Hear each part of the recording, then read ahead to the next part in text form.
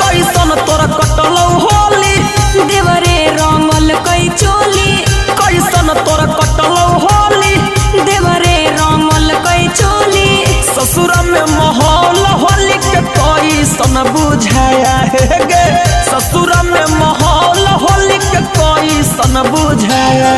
अरे आगा जदी ने भतारा खाली ऊपर से सुहराया, बाकी होलिया देने देवरा रंगावा सहाया तक पहुँचाया। होलिया देने देवरा रंगावा सहाया तक पहुँचाया।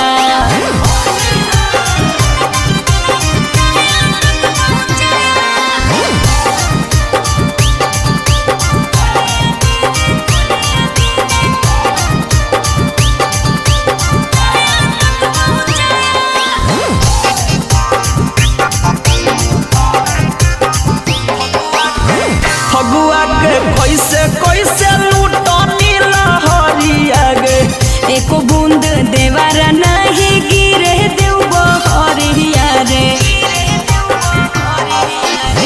फगुआ के कैसे कैसे लूटनी लहरिया गे, एको बूंद देवरा नहीं गिरे देव बहरिया रे।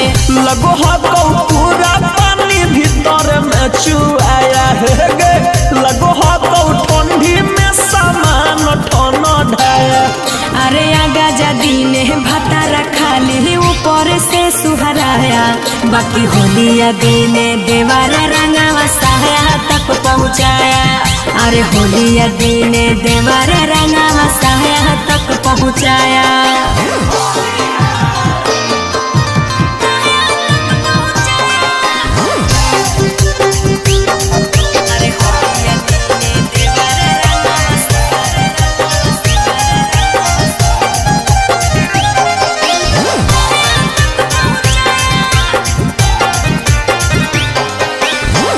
कौन कलर कहाँ कहाँ डालल कौगे, नीचे में लाल ऊपर हरियर मोलाल कौरे।